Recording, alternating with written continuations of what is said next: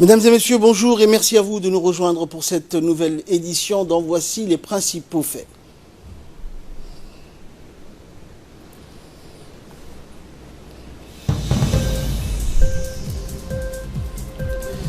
Le président de la République a pris part donc aujourd'hui à l'ouverture de la 7e session de la TICAD à Yokohama. Et au Soudan, annonce attendue de la formation d'un nouveau gouvernement. Merci à vous de nous rejoindre. L'un des plus importants sommets donc au monde organisé par le pays du soleil levant, la TICAD 7 s'est ouverte donc aujourd'hui. Cette conférence dédiée au développement a eu donc au centre des discussions le développement du partenariat public-privé, l'innovation, le business, la santé, l'énergie. Le thème pour cette année a porté sur les voies et moyens de faire avancer le développement en Afrique par les personnes, la technologie et l'innovation. Un objectif qui passe plus que jamais, selon le gouvernement japonais, par le renforcement de l'assistance technique et moins par l'aide publique au développement. Depuis cette dernière décennie, le continent a connu le plus fort taux de croissance économique, plus que les autres continents du monde. Ce sommet a été donc plus axé sur les affaires que les précédentes TICAD donc ont régulé. Les entreprises du secteur privé japonais ont demandé donc au gouvernement japonais de les laisser prendre la place de conducteur. C'est dans ce cadre donc une délégation du monde des affaires, outre les officiels, sont venus donc pour prendre part à ce 7e sommet de la TICAD, composé d'entrepreneurs djiboutiens et de leur président de la Chambre de commerce, Youssouf Moussa Dawale, du directeur de l'Agence nationale pour la promotion des investissements, M. Mahdi Absiye Darar. Après l'ouverture du sommet avec les discours officiels, place donc à l'ouverture de la séance plénière, place au discours également des officiels axés sur le développement et l'innovation. L'Afrique ne peut donc se développer sans passer par l'industrialisation et le renforcement de son capital humain, a souligné le Premier ministre japonais Shinzo Abe, rappelant que ce sommet de la TICAD constitue la figure de proue depuis son lancement en 1993. Le Japon, par cette manifestation, entend déployer son modèle de coopération. L'aide publique mise à part, le gouvernement nippon soutient l'implantation de ces entreprises avec un modèle qui se veut respectueux des valeurs traditionnelles locales et de l'environnement. Notons au passage que depuis 2013 et le TICAD donc 5 également à Yokohama, les relations nippo-africaines ont connu un tournant. Le Japon a consacré 550 millions de dollars pour la paix et la stabilité en Afrique, et les échanges commerciaux entre le Japon et l'Afrique s'élevaient en 2015 à 24 milliards de dollars. Et en marge de ce sommet de la TICAD 7, le président de la République, Ismaël Omar Guelleh, a reçu aujourd'hui le président de la JICA, Kitaoko Shinichi, donc à la tête d'une importante délégation. Durant cette rencontre de haut niveau, les discussions ont porté sur les bonnes relations que maintiennent la République de Djibouti et la coopération japonaise, ainsi que les voies et moyens de les renforcer davantage.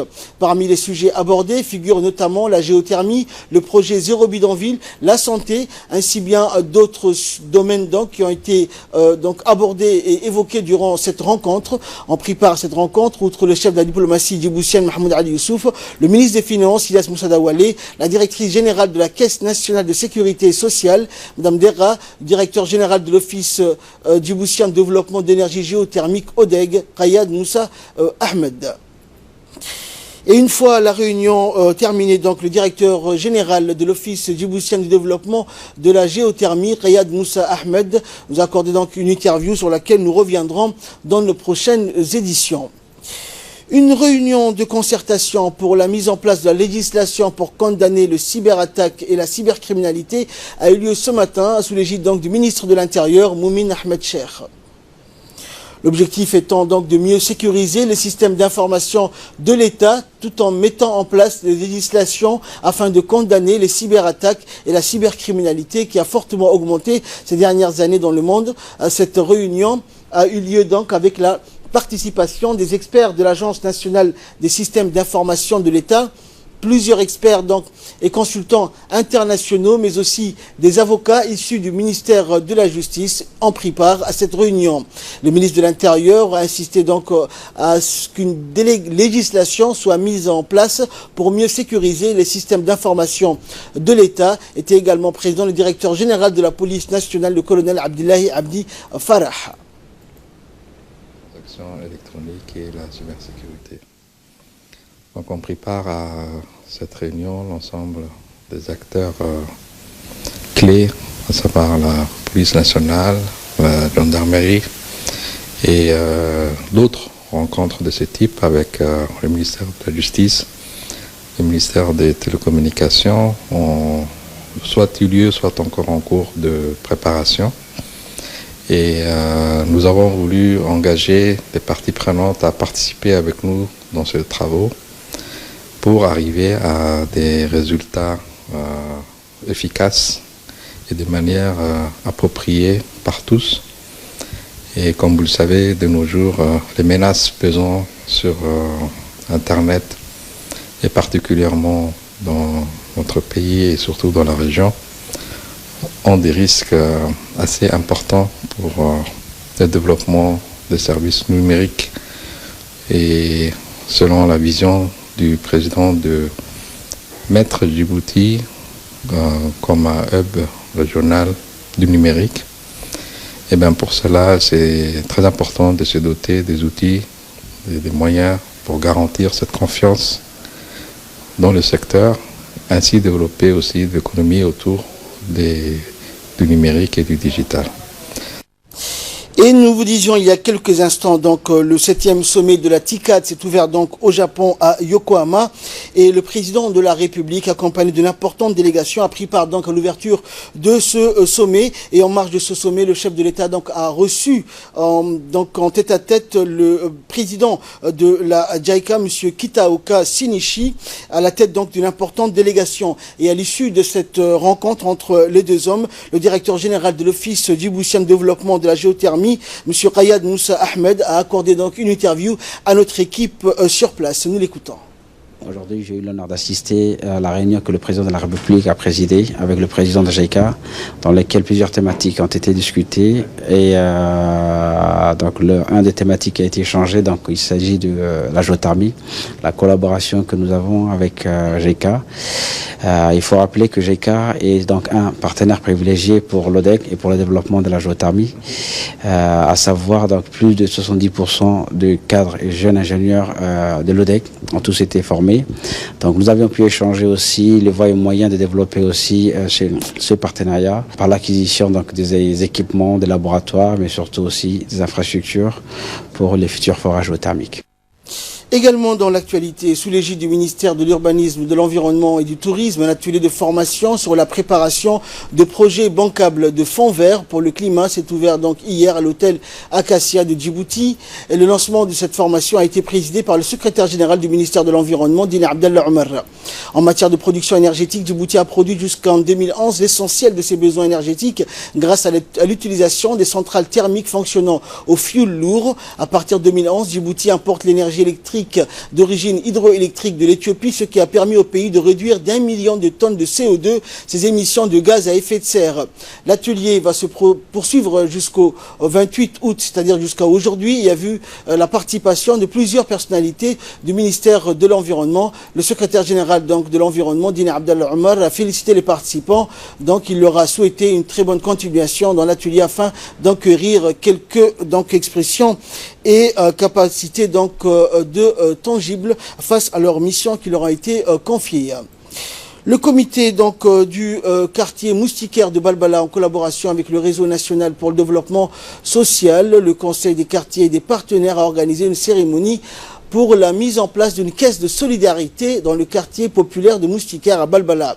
Organisé par le conseil du quartier et du réseau RNDS dans le cadre du programme de développement et de cohésion sociale et parrainé par le ministère des Affaires sociales et de solidarité, la population de ce quartier s'est fortement mobilisée pour participer à la cérémonie avec la participation du comité du RNDS, dont Ibrahim Ahmed Mahmoud, du fondateur donc du conseil des quartiers, Youssouf Nouhou, et du directeur des relations bilatérales au ministère des Affaires étrangères, Gelle Idriss Omar.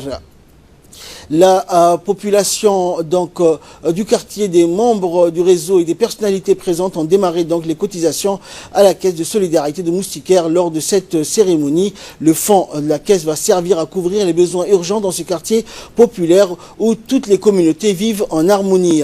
Le concept de solidarité populaire a été encouragé par les dirigeants du pays, mais la solidarité doit commencer par la base, d'où la mise en place de cette caisse à l'instar des autres quartiers et des régions de l'intérieur. Également dans l'actualité, dans le cadre de la lutte contre la contrebande sous toutes les formes, hier donc une opération conjointe a été menée dans la région de l'Unité avec la saisie d'une importante quantité de cannes de contrebande dans le secteur. Cette saisie a été possible grâce à la collaboration de la brigade de gendarmerie de Dikil, des agents de la brigade mobile de la douane de cette région sous la responsabilité de Moussa Omar.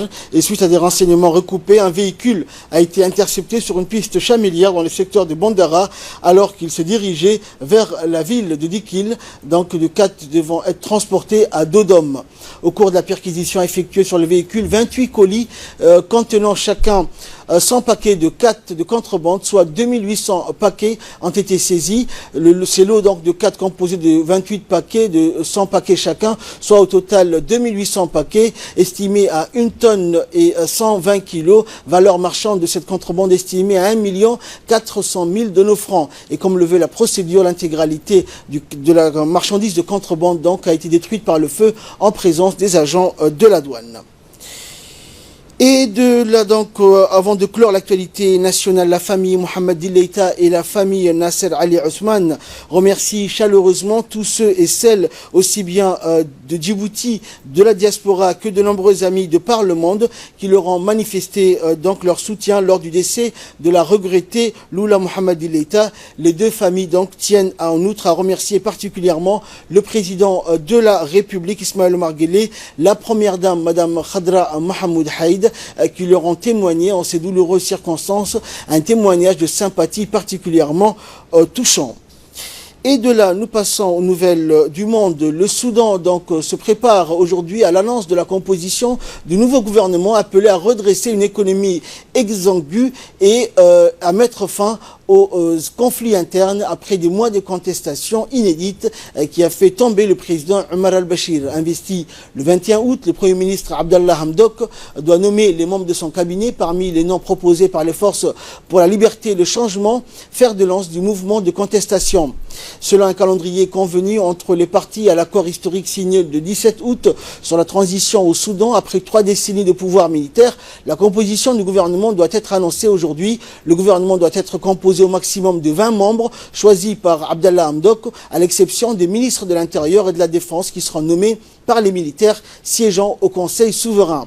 La première réunion gouvernement-conseil est prévue le 1er septembre prochain.